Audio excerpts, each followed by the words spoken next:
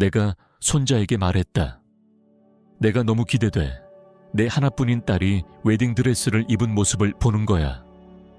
그러자 손자가 잔인하게 웃었다. 할머니, 미치셨어요? 결혼식은 어제였고 엄마는 자기한테 정말 중요한 사람들만 초대했어요. 다음 날 나는 공증인과 함께 딸의 집 문 앞에 나타났다. 그리고 놀라운 소식을 가지고 왔다. 여기에 와줘서 기쁘다. 내 이야기를 끝까지 따라와줘. 그리고 네가 어느 도시에서 이 이야기를 보고 있는지 알려줘. 내 이야기가 어디까지 퍼졌는지 보고 싶어. 나는 이 세상에서 62년을 살았지만 내 손자가 내 가슴에 이렇게 깊은 칼을 꽂을 줄은 꿈에도 몰랐다. 민준이는 내 거실에 앉아서 예전에는 내 마음을 녹이던 그 미소를 짓고 있었지만 이제 그 미소는 뭔가 음흉한 느낌을 주었다. 민준이는 매주 일요일마다 나를 찾아왔고 나는 그날을 위해 준비한 드레스를 꺼내며 신나게 이야기하고 있었다. 내가 너무 기대돼. 내 하나뿐인 딸이 웨딩드레스를 입은 모습을 보는 거야. 나는 옷장에서 짙은 남색 드레스를 꺼내며 말했다. 그 드레스는 세심하게 골랐다.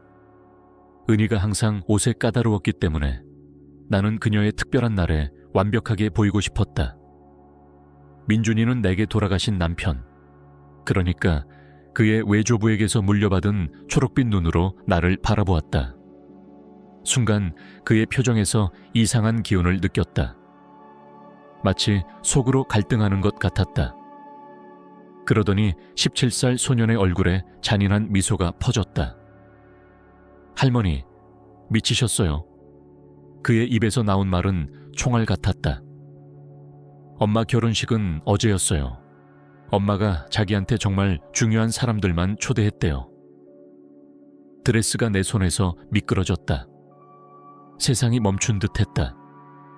폐에서 공기가 전부 빠져나가고 발밑의 바닥이 모래처럼 무너지는 느낌이었다. 뭐라고 했니?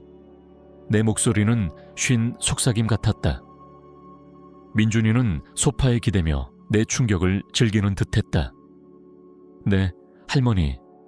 정말 멋진 결혼식이었어요. 아주 고급스럽고 아주 특별했죠. 정말 중요한 사람들만 왔어요. 그는 극적으로 말을 멈췄다. 할머니는 그 명단에 없었지만요. 눈물이 터져 나왔지만 가슴 속에서는 슬픔 이상의 무언가가 자라고 있었다. 수십 년 만에 처음 느껴보는 분노였다. 내 하나뿐인 딸, 남편이 죽고 15살 때부터 홀로 키운 그 아이가 인생에서 가장 중요한 날에 나를 배제하다니? 너 진심이 아니지, 민준아. 내 목소리가 떨렸다. 은희가 그런 짓을 했을 리 없어. 오해가 있는 거야. 민준이는 피를 얼어붙게 하는 웃음을 터뜨렸다. 오해요? 할머니, 엄마가 이걸 몇 달 동안 계획했어요. 초대장은 엄청 고급스러웠죠. 금박으로 장식된 종이로요. 거기에 할머니 이름은 없었어요. 나는 내가 좋아하던 안락 의자에 무겁게 주저앉았다. 그 의자에서 은희를 젖 먹였던 때가 떠올랐다. 어떻게 이렇게 됐을까? 언제부터 우리 모녀 관계가 이렇게 망가져서 딸이 결혼했다는 사실조차 내게 말하지 않을 정도가 된 걸까? 하지만 지난주에 은희랑 통화했어. 결혼 준비로 바빠서 정신없다고 했어. 내 목소리는 갈라졌다. 곧 세부 사항을 알려줄 줄 알았어. 아, 엄마 진짜 바빴죠. 민준이가 그 잔인한 태도로 말을 이었다. 장소가 정말 대단했어요. 강이 보이는 서울 도심의 연회장이요. 돈 엄청 들었을 거예요. 그리고 드레스, 와, 할머니. 공주 같았어요. 500만 원은 넘었을 거예요. 그의 말 한마디 한마디가 칼처럼 찔렀다. 내 딸이 내 연금 석 달치보다 비싼 드레스를 입었는데 나는 그 결혼식조차 몰랐다. 몇 명이나 왔니? 내가 물었다. 대답을 듣고 싶지 않았지만 150명 정도요 아마. 다들 엄청 고급스러운 사람들이었어요. 새 신랑 집안이 돈 많잖아요. 엄마가 이제 자기가 원하던 삶을 살 수 있을 거라고 했어요. 자기가 원하던 삶. 마치 우리가 남편 죽음 이후 함께 쌓아온 삶이 아무 가치도 없는 것처럼. 내가 은희의 대학 학비를 내기 위해 이중으로 일했던 그 세월이 아무 의미도 없는 것처럼. 민준아, 나는 목소리를 굳게 하려 애썼다. 왜 이렇게 말하는 거니? 왜 결혼식 전에 나에게 말하지 않았어? 그의 표정이 살짝 변했다. 순간 죄책감 같은 게 스쳤다. 하지만 곧 사라졌다. 엄마가 아무 말도 하지 말라고 했어요. 할머니가 너무 드라마틱하게 굴 거라면서 다 망칠 거라고 했어요. 그는 어깨를 으쓱였다. 그게 낫다고 생각했나 봐요. 내 심장이 산산조각 났지만 동시에 어둡고 단호한 무언가가 마음속에서 자라기 시작했다. 은희가 결정을 내렸다. 내가 그녀의 새 삶에 충분히 중요하지 않다고. 좋아, 나도 결정을 내릴 수 있다. 나는 놀라울 정도로 차분하게 의자에서 일어났다.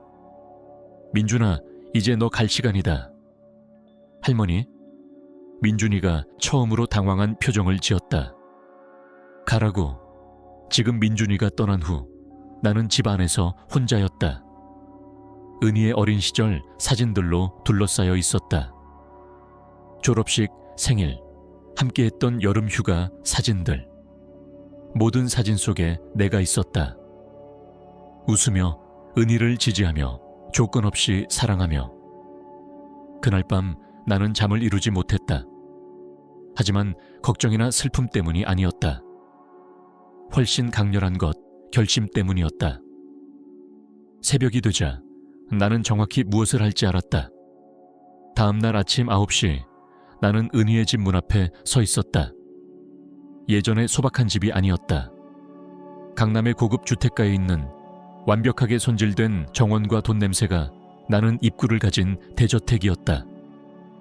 새 남편의 재력이 민준이가 암시했던 것보다 훨씬 컸다. 초인종을 한 번, 그리고 또 한 번 눌렀다. 마침내 문이 열렸고 은희가 나타났다.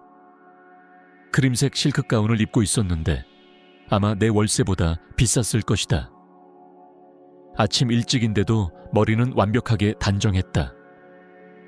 나를 보자 놀라거나 죄책감은커녕 약간 짜증스러운 표정만 지었다. 마치 내가 귀찮은 세일즈맨인 것처럼. 엄마, 이렇게 일찍 웬일이야? 일찍. 나는 전날 밤의 분노가 다시 솟구치는 걸 느꼈다.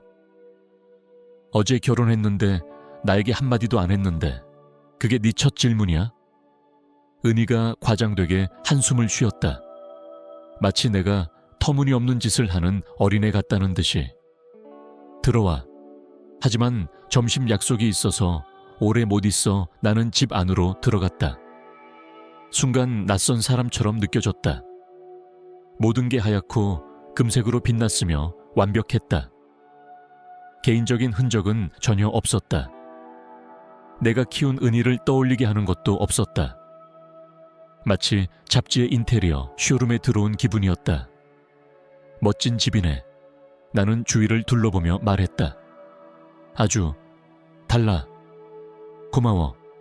재훈이가 취향이 좋아. 은희는 내 차보다 비쌀 법한 소파에 앉았다.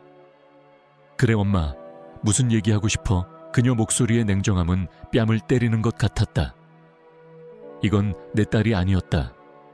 아니, 어쩌면 이게 진짜 그녀였고 내가 그동안 눈이 멀었던 걸지도. 무슨 얘기?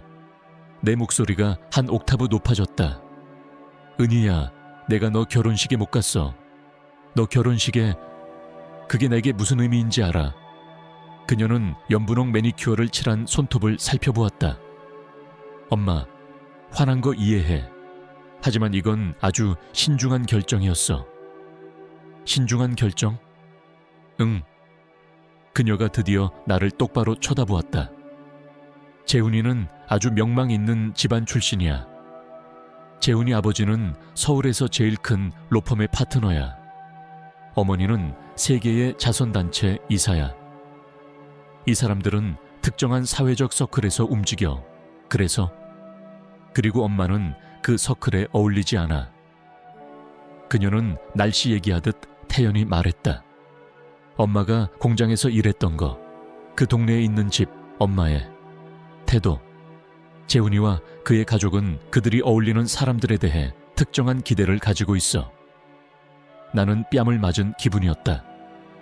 내 태도. 기분 나쁘게 듣지 마. 하지만 엄마는 좀 과장이야.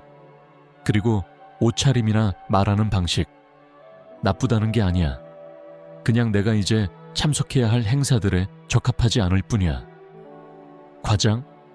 그 단어가 쉭소리를 내며 나왔다.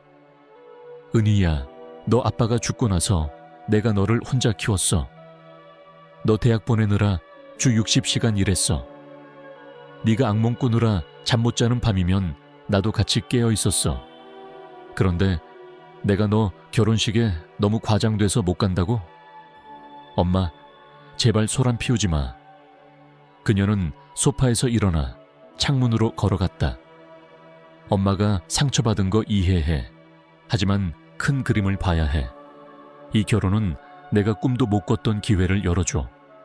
재훈이는 내가 항상 원했던 삶을 줄 수 있어. 우리가 함께 만든 삶은 어땠는데? 그건 아무 의미도 없었어. 그녀가 나를 돌아보았다. 순간 그녀 눈에서 피를 얼어붙게 하는 무언가를 보았다. 슬픔이나 후회가 아니었다. 짜증이었다.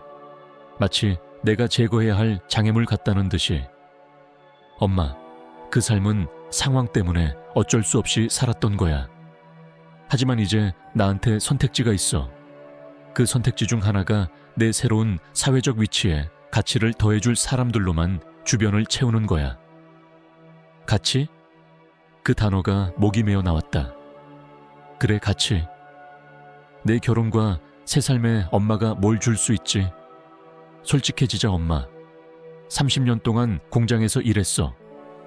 거의 무너질 것 같은 집에 살고 엄마가 생각하는 고급 레스토랑이 패밀리 레스토랑이야. 그녀의 말은 칼날 같았다. 하지만 더 아픈 건 그녀가 그 말을 얼마나 쉽게 했냐는 거였다. 갈등도 고민도 없었다. 그녀는 나와 우리의 유대에 대해 월말 지출을 계산하듯 냉정하게 결정을 내렸다. 그럼 나는 놀라울 정도로 차분한 목소리로 말했다. 이건 영구적인 단절이야. 내가 더 이상 너희 엄마가 아니야. 너무 드라마틱하게 굴지 마, 엄마. 우린 여전히 가족이야. 그냥 이제 상황이 다를 거라는 걸 이해해줘. 아주 달라질 거야. 어떻게 달라지는데? 예를 들어 우리 자주 못 만날 거야. 만나더라도 더 적절한 장소에서 만나야 해. 갑자기 여기 오는 건 안 돼, 당연히. 그리고 사회적 행사에 절대 나타나지 마. 낯선 사람과 이야기하는 기분이었다. 은희야, 내가 너희 엄마야. 그리고 나는 이제 강재훈의 아내야. 그건 책임과 기대를 동반해. 엄마가 이해할 수 없는 것들이야. 맞아. 나는 천천히 일어났다. 내가 이해할 수 없는 게 맞아. 내가 키운 딸이 이렇게 됐다는 걸, 성공한 여성이 됐다는 거지. 원하는 걸 아는 여성이야. 그녀의 목소리는 도전적이었다. 사랑해줬던 사람들을 더 이상 쓸모없다고 버리는 사람. 대화 내내 처음으로 그녀 눈에 불편한 기색이 스쳤다. 하지만 1초도 안 돼 사라졌다. 그렇게 보고 싶다면 그건 엄마 선택이야. 하지만 더 나은 삶을 원한다고 사과하진 않을 거야. 더 나은 삶? 나는 문으로 향했다. 은희야, 너는 돈과 지위 때문에 인생에서 가장 중요한 관계를 파괴했어. 그게 정말 더 나은 삶이라고 생각해? 그래.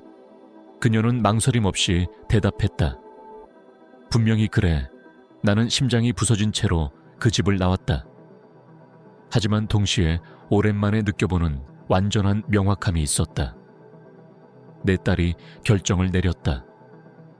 내가 평생 준 조건 없는 사랑과 새 결혼의 사회적, 경제적 이익을 저울질해 후자를 택했다. 차로 걸어가며 전화기를 꺼내 그날 아침 전화번호부에서 찾은 번호로 전화를 걸었다. 김앤박 법률사무소입니다. 어떻게 도와드릴까요? 공증인과 이야기하고 싶어요. 급해요. 은희가 결정에는 결과가 따른다는 걸 배울 때였다. 세상에서 가장 고통스러운 대면을 하고 사흘 뒤 나는 다시 은희의 집 문 앞에 서 있었다. 이번엔 혼자가 아니었다. 회색 머리의 60세 공증인 박 변호사가 동행했다. 그는 검은 가죽 서류 가방을 들고 있었고 그 안에는 모든 걸 영원히 바꿀 서류들이 들어있었다. 은희는 전과 같은 짜증스러운 표정으로 문을 열었다. 하지만 내 옆에 정장 차림의 남자를 보고 눈썹이 호기심으로 살짝 올라갔다. 엄마, 이게 뭐야? 그녀의 목소리는 이전보다 신중했다. 들어가도 될까?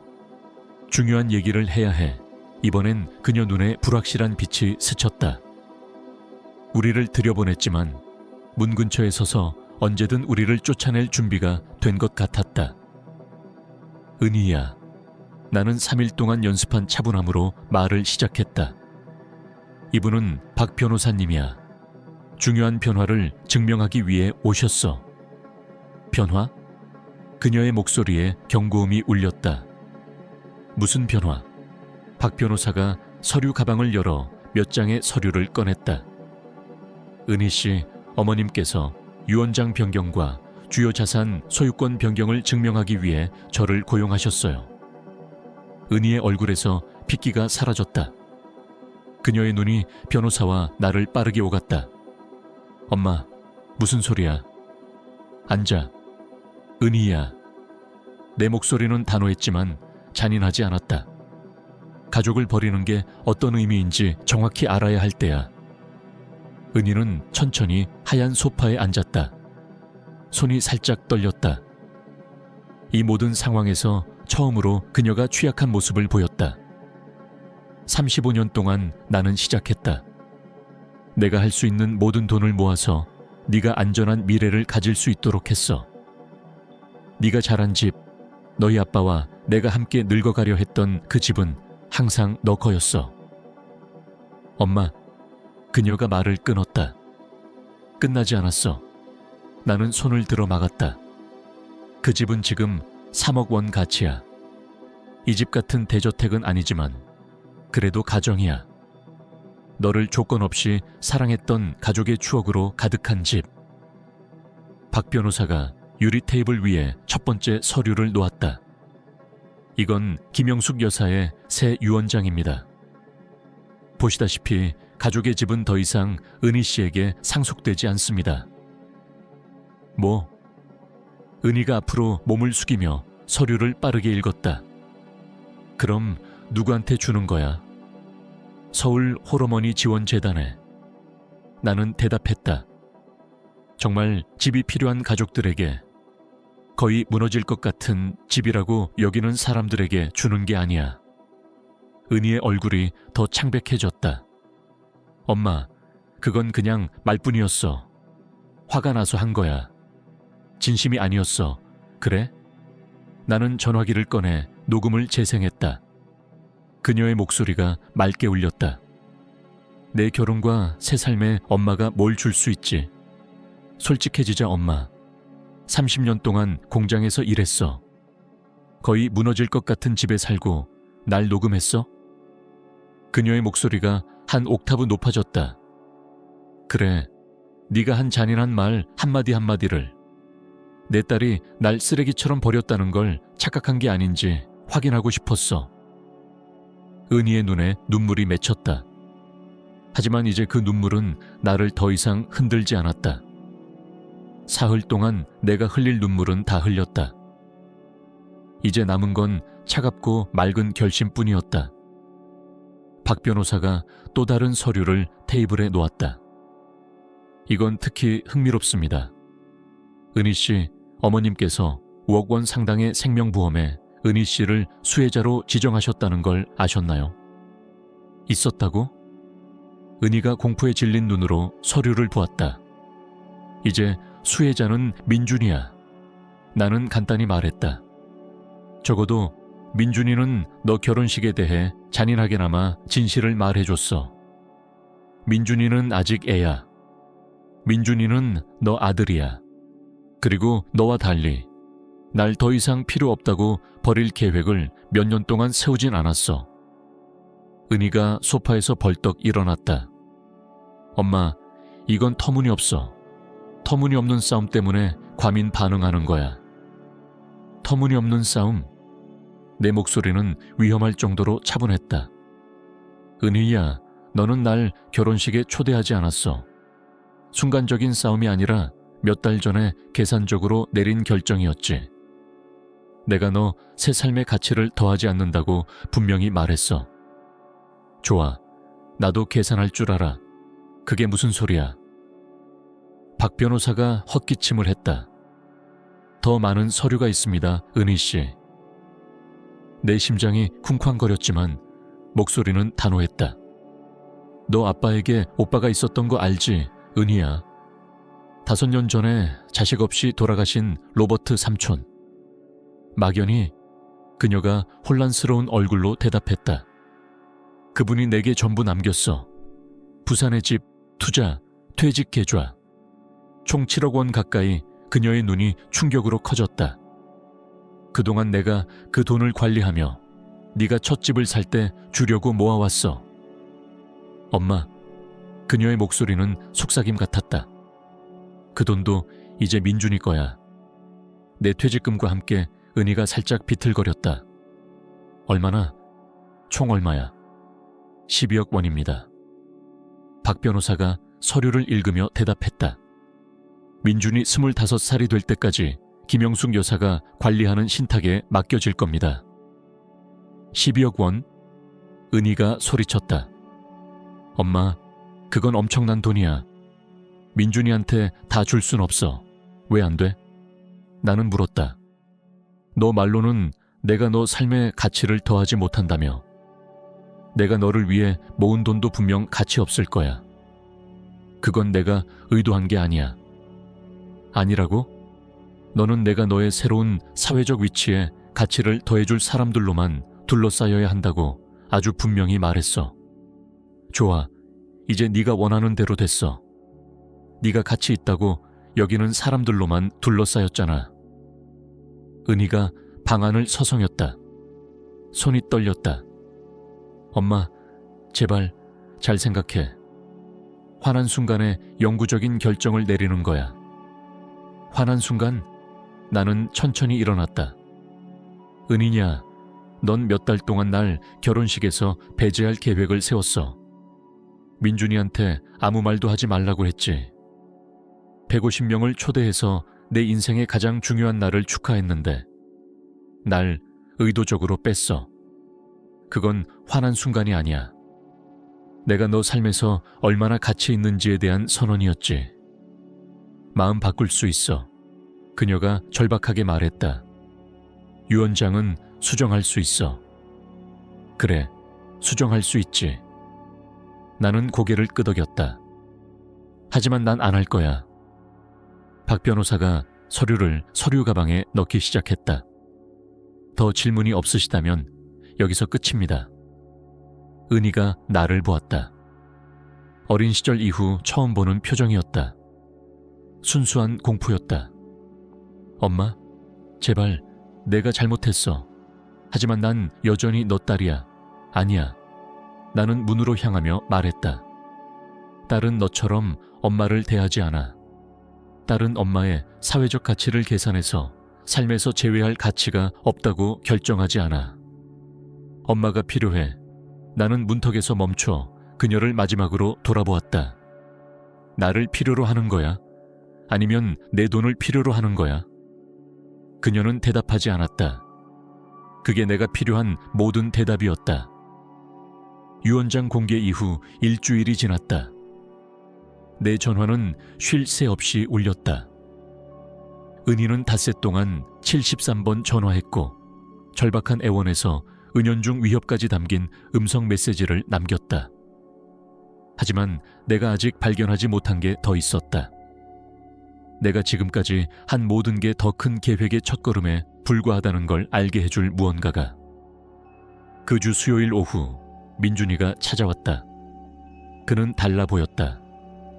더 긴장한 모습, 무거운 짐을 지고 어떻게 다뤄야 할지 모르는 듯했다.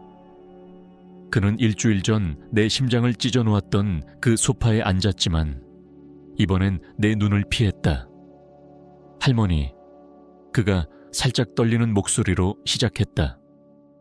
중요한 얘기를 해야 해요. 무슨 일이니, 민준아? 엄마와 외조부에 관한 거예요.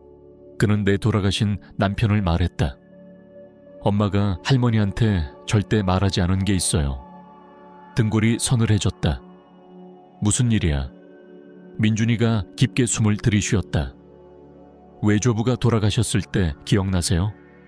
엄마가 보험 서류와 유산 관련 모든 걸 처리했잖아요.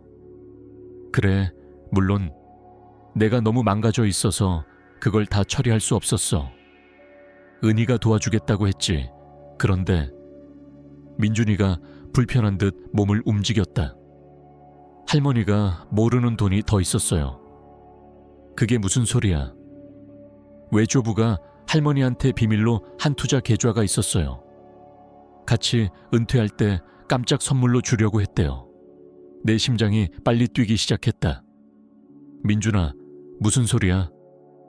엄마가 서류를 정리하다 그걸 찾았어요. 그 계좌에 4억 원이 있었어요, 할머니. 외조부가 창고에서 야간 근무로 번 돈을 거기에 넣었대요. 세상이 빙글빙글 돌았다. 4억 원? 엄마는 할머니한테 절대 말하지 않았어요. 그 돈으로 첫 집에 계약금을 내고 학자금 대출을 갚고 다 썼어요. 민준이의 말이 멀리서 들리는 것 같았다. 내 사랑하는 남편 철수 아저씨가 우리를 위해 편안한 은퇴를 꿈꾸며 비밀리에 돈을 모았던 거였다. 그리고 은희는 그 꿈을 훔쳤다. 어떻게 아는 거니? 내 목소리는 속삭임 같았다. 12살 때 엄마 사무실에서 서류를 찾았어요. 그때는 그게 뭔지 몰랐지만 커가면서 질문하기 시작했죠.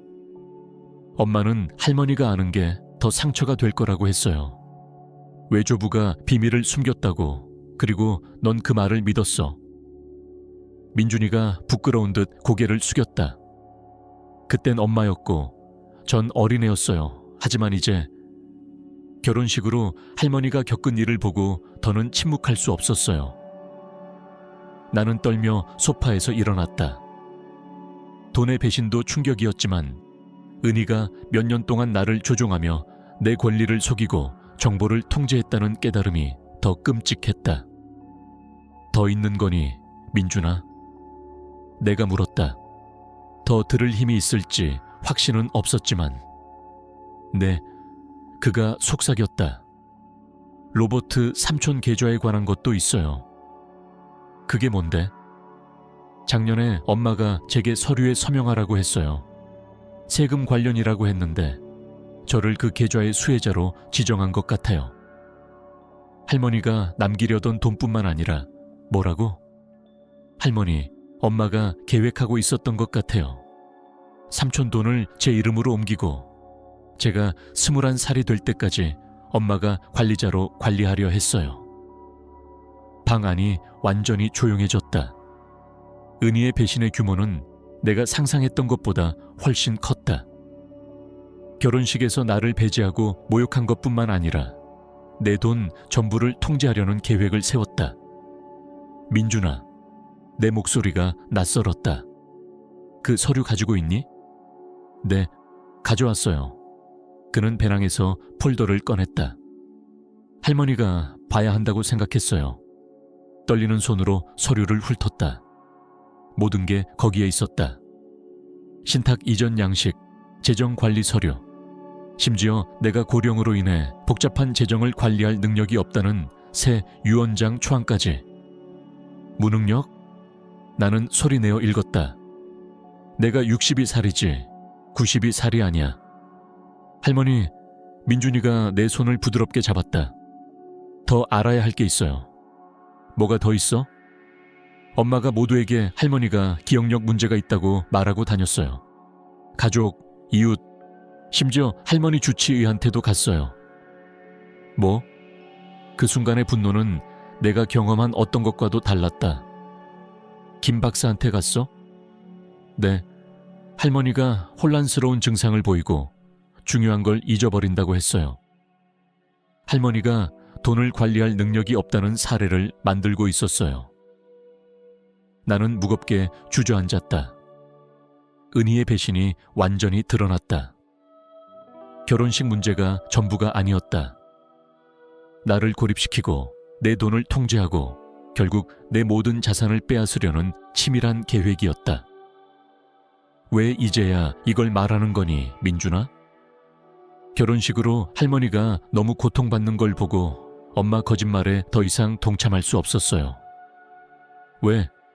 그는 말을 고르며 멈췄다. 왜 뭐? 엄마가 할머니 돈을 통제한 뒤엔 아마 할머니를 요양원에 보낼 계획이었어요. 그게 할머니를 위한 거라고 했지만 사실은 더 이상 할머니가 필요 없어서였어요.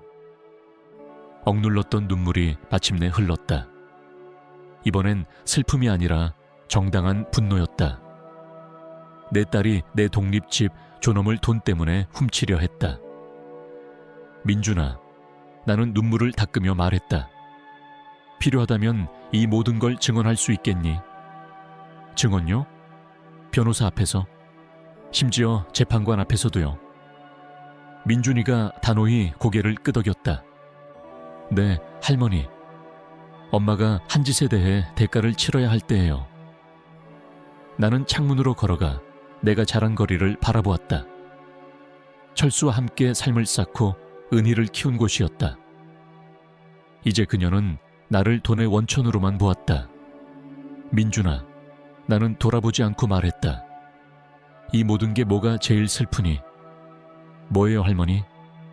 만약 은희가 솔직하게 나에게 왔더라면, 재정적 도움을 달라고 했거나 유산을 일찍 받고 싶다고 했더라면 아마 줬을 거야. 내가 그녀를 사랑했으니까 나는 민준이를 돌아보며 며칠 만에 처음으로 미소를 지었다. 하지만 행복한 미소가 아니었다.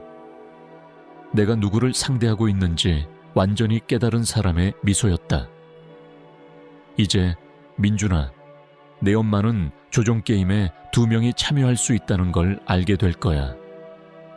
그리고 나는 훨씬 더 오랜 경험을 가지고 있지 몇 통의 전화를 걸 시간이었다. 은희만 계획할 줄 아는 게 아니었다. 내 딸의 결혼식을 놓쳤다는 걸 알게 된 정확히 2주 뒤 월요일 아침, 나는 서울에서 가장 유명한 변호사 사무실에 앉아 있었다. 이수진 변호사는 재정사기와 노인 학대 사건에서 강렬한 명성을 가지고 있었다. 금융 중심지의 32층에 있는 그녀의 사무실은 성공과 역량을 외쳤다. 김영숙 여사님, 이 변호사가 민준이와 내가 가져온 서류를 검토하며 말했다. 이건 제25년 경력에서 본 가장 계산된 가족 내 재정 학대 사례 중 하나예요. 민준이는 내 옆에 앉아 긴장했지만 단호한 표정이었다. 그는 할머니를 위해 누군가는 나서야 한다며 동행을 고집했다. 법적으로 얼마나 심각한가요? 내가 물었다. 매우 심각해요. 딸이 남편의 투자 계좌에서 4억 원을 빼돌린 건 사기예요. 명백한 절도죠. 게다가 의료적 평판을 조작해 무능력자로 만들려 한 건 매사추세츠 주법상 노인 학대에 해당해요. 그래서 뭘 할 수 있죠? 이수진 변호사가 미소를 지었다. 그건 상냥한 미소가 아니었다. 많은 걸 할 수 있어요. 먼저 사기 혐의로 형사 고소를 제기할 거예요. 둘째, 4억 원과 지난 7년간의 복리 이자를 포함해 민사소송을 제기할게요. 지금 기준으로 약 6억 원 정도예요. 민준이가 낮게 휘파람을 불었다. 엄마가 감옥에 갈 수도 있나요? 이 정도 규모의 사기는 보통 2년에서 5년 징역이에요. 변호사가 대답했다. 특히 사전에 계획되고 심리적 조종이 있었다는 증거가 있으니. 분명히 말하고 싶어요. 나는 조심스럽게 말했다. 이건 복수 때문이 아니에요. 아니라고요? 이수진 변호사가 눈썹을 치켰다. 아니요. 딸이 행동에는 결과가 따른다는 걸 배워야 해서요. 그리고 사람들을 계속 조종하고 상처 주는 걸 막고 싶어요. 무슨 뜻이죠? 민준이가 목을 가다듬었다. 할머니, 말하지 않은 게 더 있어요. 내 위장이 쿵 내려앉았다. 이번엔 또 뭐야? 엄마가 재훈이 가족도 조종했어요. 할머니를 독성이 강하고 학대하는 엄마로 묘사하며 어린 시절을 망쳤다고 이야기했어요. 뭐라고? 그 단어가 목이 메어 나왔다. 할머니가 알코올 중독자였고 때렸으며 14살 때부터 집을 유지하라고 이를 강요했다고 했어요. 학대 이야기를 완전히 지어냈어요. 이수진 변호사가 펜을 내려놓았다. 이 비방에 대한 증거가 있나요? 민준이가 전화기를 꺼냈다. 지난주에 엄마가 재훈이 어머니인 박 여사와 나눈 대화를 녹음했어요. 그는 녹음을 재생했다. 은희의 목소리가 사무실을 채웠다. 어머니, 제 엄마는 제가 어렸을 때 끔찍했어요. 집을 완벽히 치우지 않으면 손에 잡히는 걸로 때렸어요. 그리고 술, 알코올 중독자와 사는 게 어땠는지 상상도 못 하실 거예요. 밥값을 숨겨야 했어요. 엄마가 전부 보드카에 썼거든요. 나는 숨이 멎었다. 모든 단어가 거짓이었다. 그녀의 행동을 정당화하고 동정을 얻으려는 잔인한 조작이었다. 녹음이 이어졌다. 그래서 결혼식에 초대할 수 없었어요. 알코올 중독자들이 어떤지 아시죠? 항상 소란을 피우고 특별한 순간을 망쳐요. 재훈이와 저는 엄마를 멀리하는 게 낫다고 결정했어요. 맙소사, 나는 속삭였다. 박 여사가 믿었나요? 완전히요. 민준이가 대답했다. 그뿐만 아니라 엄마는 재훈이한테 어린 시절 트라우마를 치료하기 위해 5천만 원을 빌려달라고 설득했어요. 이수진 변호사가 빠르게 메모를 했다. 이건 재정적 손해를 동반한 명예훼손이에요. 추가 혐의가 되겠어요. 5천만 원? 나는 믿을 수 없었다. 그 돈으로 집을 다시 꾸미고 새 차를 샀어요. 민준이가 설명했다. 분홍색 BMW 컨버터블이요. 그게 어린 시절 트라우마를 보상받을 자격이 있다고 했어요. 민준아, 이수진 변호사가 말했다. 법정에서 내 엄마를 상대로 증언할 의향이 있니? 민준이가 나를 보며 결심과 슬픔이 가득한 눈빛이었다. 네. 엄마가 할머니를 계속 상처 주고 거짓말하는 걸 허락할 수 없어요. 좋아요. 김영숙 여사님, 더 논의해야 할 게 있습니다. 우리가 가진 증거로 원래 4억 원뿐만 아니라 징벌적 손해배상까지 청구할 수 있어요. 그게 뭐죠? 훔친 돈의 2배, 심지어 3배까지 청구할 수 있다는 뜻이에요. 잠재적으로 12억 원까지요. 하지만 은희한테 그런 돈은 없어요. 내가 반박했다. 없죠. 하지만 새 남편한테는 있어요. 매사추세츠 주의 부부 재산법에 따르면 그는 은희의 채무에 책임이 있을 수 있어요. 민준이가 몸을 똑바로 했다. 그럼 재훈이도 엄마 거짓말 때문에 돈을 잃을 수 있다는 거예요. 정확히요. 그리고 그가 새 아내가 도둑일 뿐만 아니라 거짓으로 돈을 얻어냈다는 걸 알게 되면. 변호사는 말을 끝맺지 않았지만 의미는 분명했다. 그 결혼은 살아남지 못할 거야. 내가 중얼거렸다. 아마도요. 특히 박 여사와 가족이 할머니에 대한 이야기가 모두 지어낸 거라는 걸 알게 되면. 나는 몇 분 동안 조용히 정보를 처리했다. 은희는 돈을 훔치고 나를 삶에서 배제했을 뿐만 아니라 새 가족까지 포함된 거짓과 조작의 그물을 쳤다. 이 변호사님, 나는 마침내 말했다. 모두 진행해 주세요. 형사고소, 민사소송, 전부요. 확실하시겠어요? 이건 딸의 인생을 파괴할 거예요. 내 딸이 먼저 내 인생을 파괴했어요. 그리고 더 중요한 건 그녀가 거짓으로 다른 사람들의 인생을 망치고 있다는 거예요. 재훈이 가족은 그들의 아들이 누구와 결혼했는지 진실을 알아야 해요. 좋습니다. 내일부터 절차를 시작하겠습니다. 사무실을 나오며 민준이가 내 팔을 잡았다. 할머니, 정말 괜찮으신 거예요? 이게 시작되면 되돌릴 수 없어요. 민준아, 나는 그의 눈을 똑바로 보며 말했다. 너희 엄마는 올바른 일을 할 기회가 많았어. 솔직하게 내게 올 수도 있었고, 결혼식 후에 사과할 수도 있었고, 거짓을 멈출 수도 있었어. 하지만 대신 거짓을 계속 쌓고 훔쳤어. 알아요. 그냥 엄마잖아요. 그리고 나는 너희 할머니야. 정의를 받아야 해. 그날 밤 몇 주 만에 처음으로 깊이 잠들었다. 은희를 상처 주려는 기쁨 때문이 아니었다. 마침내 내 인생의 통제권을 되찾았기 때문이었다. 더 이상 딸의 조종에 침묵하는 피해자가 아니었다. 이수진 변호사와의 만남 후 6개월이 지났다. 나는 새로 이사한 작은 아파트에 앉아 커피를 마시며 아침 신문을 읽고 있었다. 은희를 키웠던 집에는 더 이상 살지 않았다. 그 집을 팔고 더 작지만 조용한 동네로 이사했다. 아무도 내 이야기를 모르는 곳, 새로 시작할 수 있는 곳이었다. 정확히 오전 10시 초인종이 울렸다. 지난 몇 달 동안 매주 토요일마다 찾아오던 민준이었다. 하지만 이번엔 소식을 가지고 왔다.